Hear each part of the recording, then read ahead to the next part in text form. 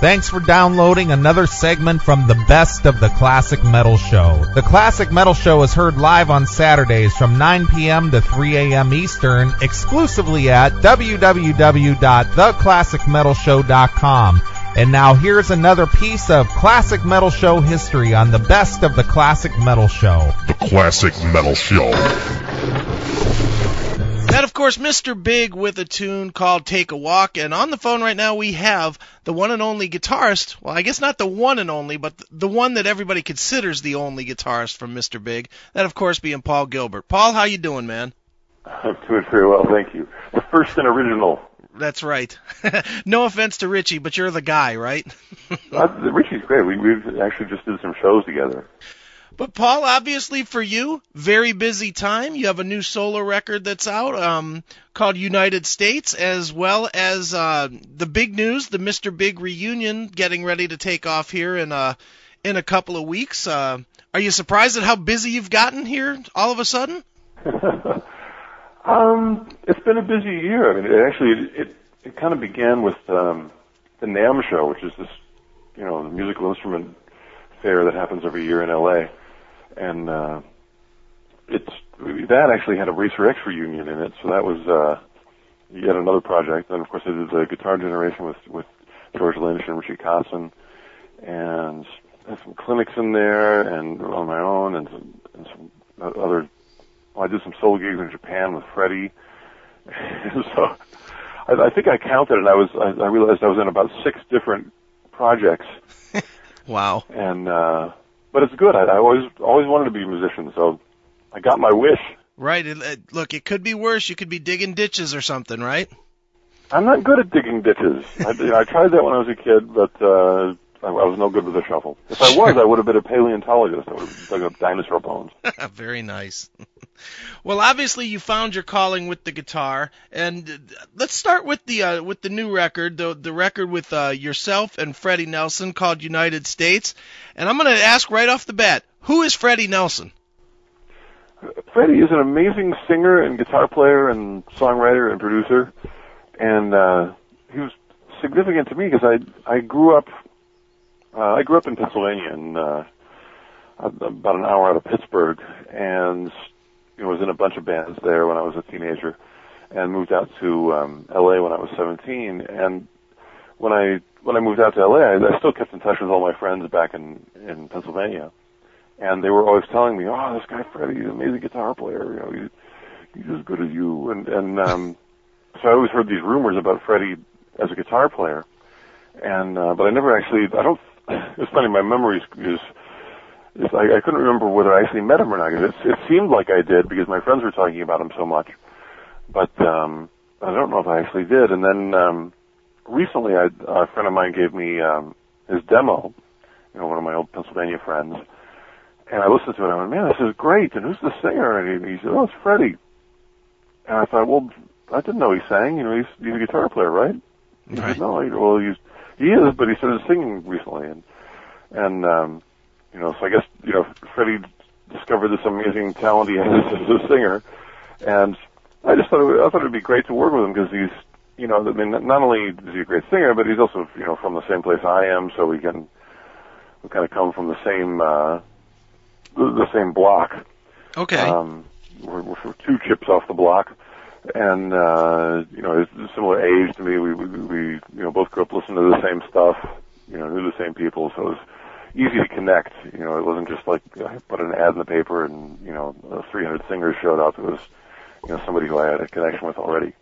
When you decided to do a project together, how difficult was it to put that together? I mean, with obviously you're not living in Pennsylvania anymore. Was it difficult to work out the logistics to put together a project together?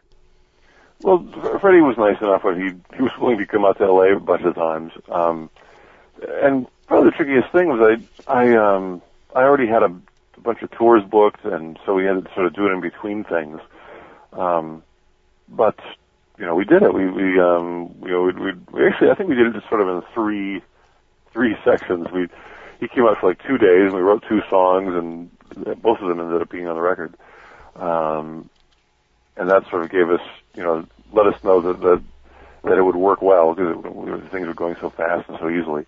Sure. And then last summer, he came out and we worked together for a few weeks, and then a few weeks again, and that was it. So it went really pretty quickly. Sure. Now with this project, with you working with Freddie, was this different than say your solo I'll call it your solo material, or your solo material before this project, because you had Freddie in there doing the writing, doing some writing, and developing things with you, instead of it basically being your ideas solely coming to fruition?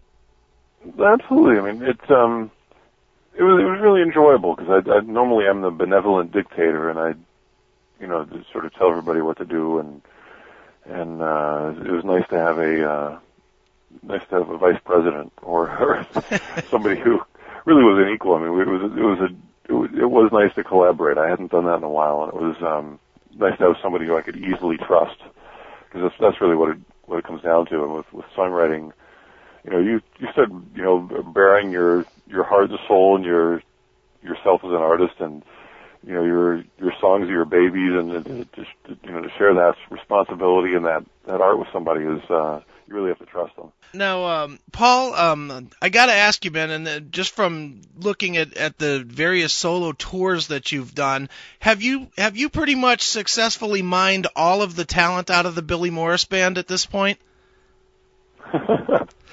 Well, this Billy Morris is obviously a guy from Cleveland, right? Right. Oh yeah. Yeah. And Craig. Well, the guy that I know the best, of course, is Mike Zuder. Right. Who had the band Out of the Blue way back that must have been in the 80s or 90s. Sure. And so I've worked with Mike a lot, because Mike's played bass on a lot of my solo albums, done a lot of touring with me. And I think, and he recommended Billy, so Billy came out for a tour, and he was great. And but on most of the tours, I'm just I'm being the selfish guitar player and playing all the guitars myself. So sure, that was just a rare moment when I shared the stage with some other guitar players, and Billy did a stunning job. Absolutely. And didn't you, on your last tour, have Craig Martini as well playing bass? Oh yeah, I didn't realize Craig played with Billy. Yeah, Craig is part of Billy Morris's band, or he used to be. Wow.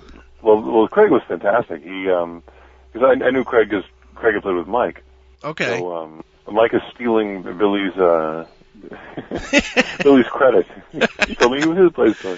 Well, I'm sure. Yeah, Craig came and did 57 shows in Europe with me, and he played great and totally kept us laughing the whole time. Sure. Let me just tell you, Paul, Cleveland's a very small town when it comes to musicians. Everybody's played with everybody, I think. Well, that was sort of, I guess Freddie Nelson was the same thing to me, but in Pittsburgh. Okay. There was the small clique of musicians there. Well, Paul, moving forward, the biggest news in the Paul Gilbert world, I think, is the reunion of the band that was never going to reunite, that being Mr. Big. Obviously, you left before everybody else did, so how does this reunion get back together, and how do you specifically put everything that forced you to leave the band out of the way to come back to it?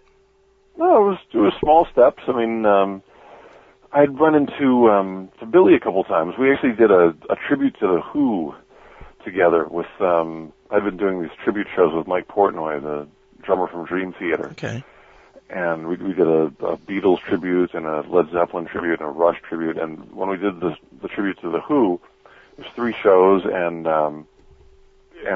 we had Billy playing bass and Gary Sharon, the singer from Extreme, singing. It was really cool shows, and it was a blast to play with Billy in that situation, because the Who is a perfect band for doing some wild bass playing, and at the time I was actually looking a lot like Pete Townsend. Maybe I still do, because I started sporting facial hair and jumpsuits. So Billy could sound like John Entwistle. I could look like Pete Townsend. Gary did an amazing job sounding like Roger Daltrey, and Mike Portnoy can play like anybody. So that was right. That was perfect.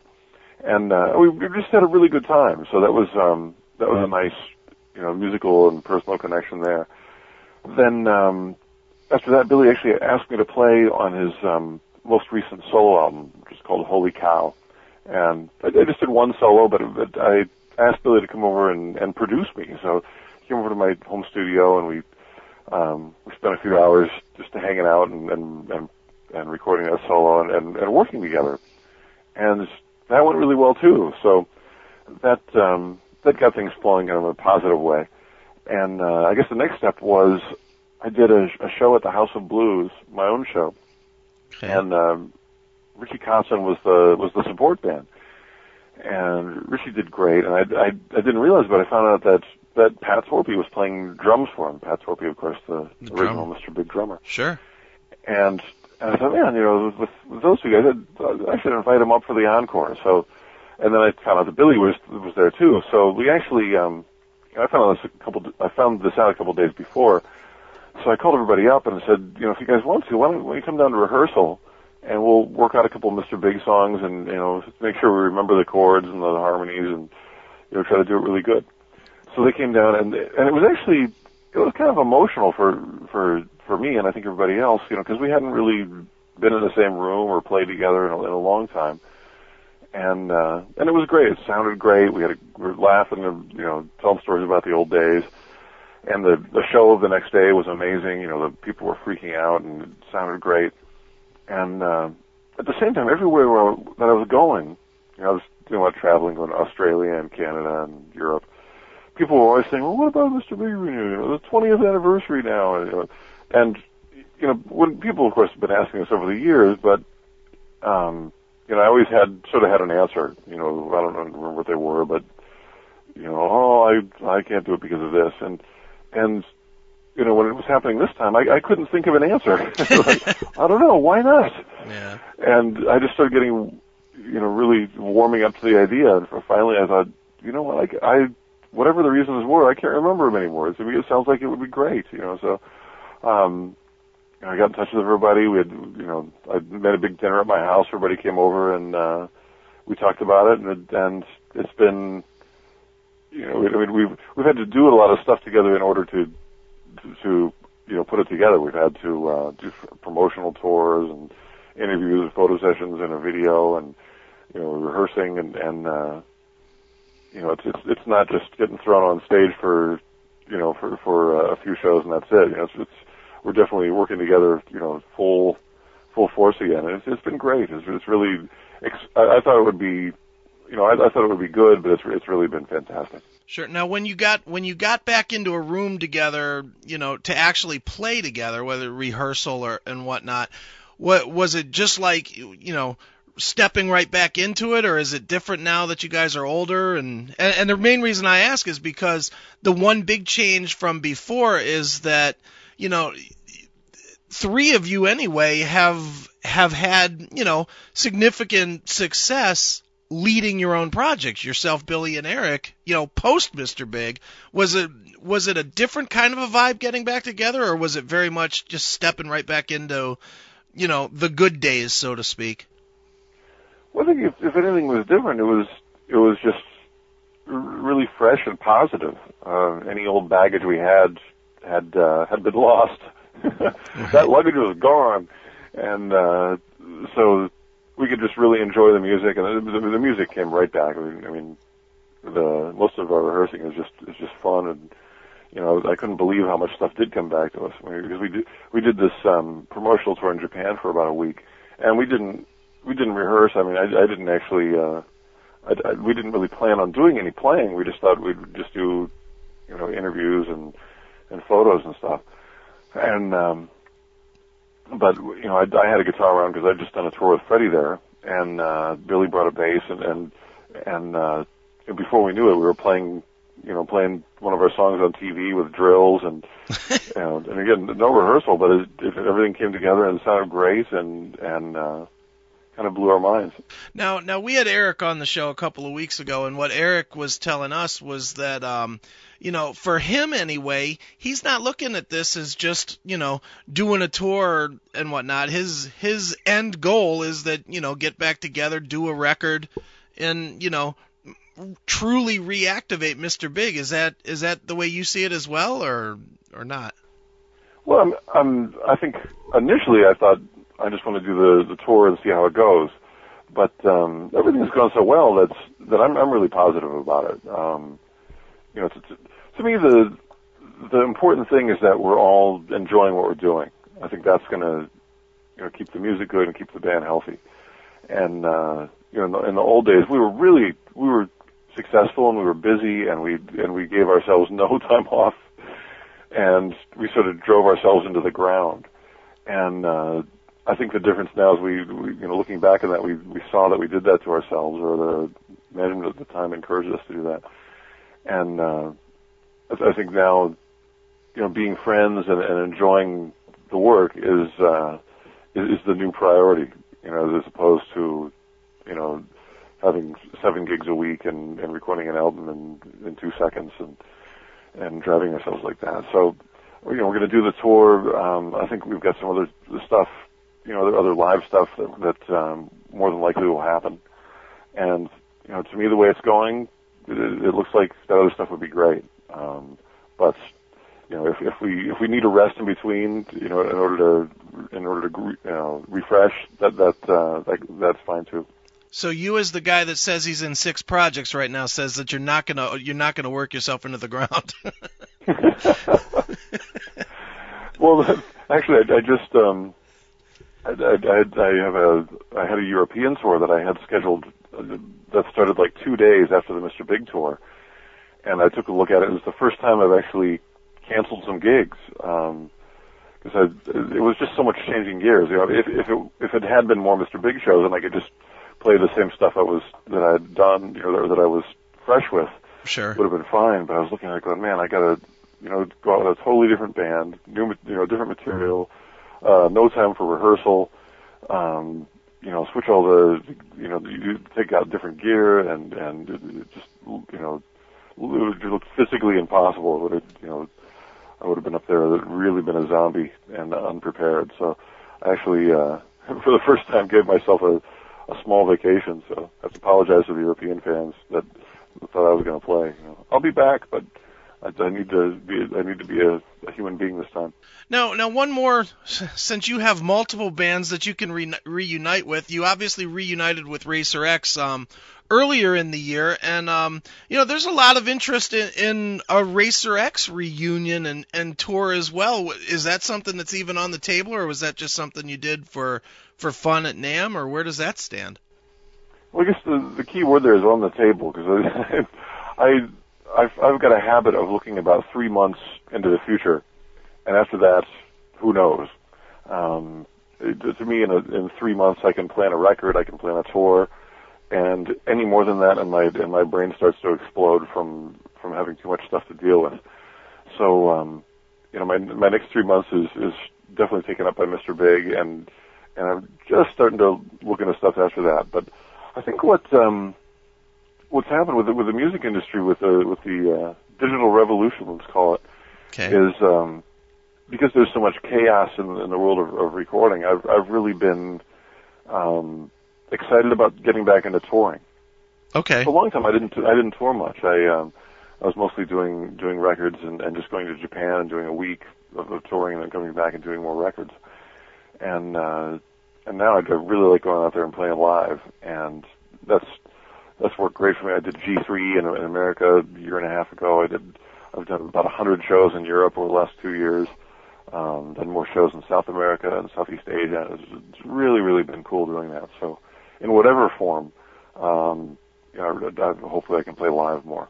Sure, and I would imagine, as far as Racer X is concerned, that the big problem might be Scott Travis's schedule, because Judas Priest is like a never-ending traveling monster, right? Well, I think one thing, I'm kind of proud of Racer X because it's a band that I was sort of the main person trying to form it, and everybody in the band has done so well. You know, I felt like, man, I found some good people. You know, Scott went on to do Judas Priest. John already Scream. You know, is in the Mars Volta, which is doing great. Jeff Martin actually switched back to drums, and he was the singer of Racer X, but he's an amazing drummer as well. And he's played drums with about every guitar hero of mine. Okay. Played with Michael Schenker and George Lynch and Jakey Pat Lee. Travers and there's all kinds of amazing Leslie West, and Bruce Bouyer's done a ton of great projects. Won a Grammy for producing Motorhead, so I'm really proud of that band. Well, Paul, very busy year for you. We look forward to the Mr. Big reunion. We look forward to some solo dates as well. What am I missing that you want people to know about the solo record United States or about the Mr. Big reunion? Oh, let's see. Well, I don't know. My head's spinning. Basically, I just, I always want to thank everybody for giving me my job as a guitar player. It's so it's always been my passion, and I grew up in a place where the culture embedded in people growing up there was, people came from the steel mills and the coal mines, and it was a hard-working place, and I try to put that into my music, and thank you for giving me a job to show up to every day. Sure. I love it. Absolutely, man. Well, Paul, as a tradition on the show, we always let the artist pick a closing track to end the interview with. So what should we end with? And maybe you tell us a quick story about it.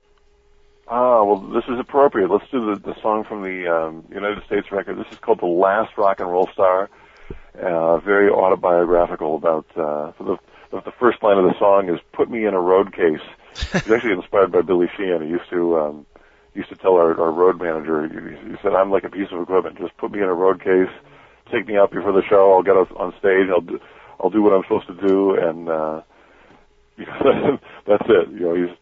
He's an efficient musical rockin' machine, and so inspired by Billy. Here's a song by Freddie and me. All right, well, let's check it out. This is Paul Gilbert with Freddie Nelson from the United States album, and you're hearing it here first, right here on the Classic Metal Show. Thanks for checking out the Best of the Classic Metal Show. You can tune into the Classic Metal Show live every Saturday night from 9 p.m. to 3 a.m. Eastern, exclusively at www.theclassicmetalshow.com. The Classic Metal Show.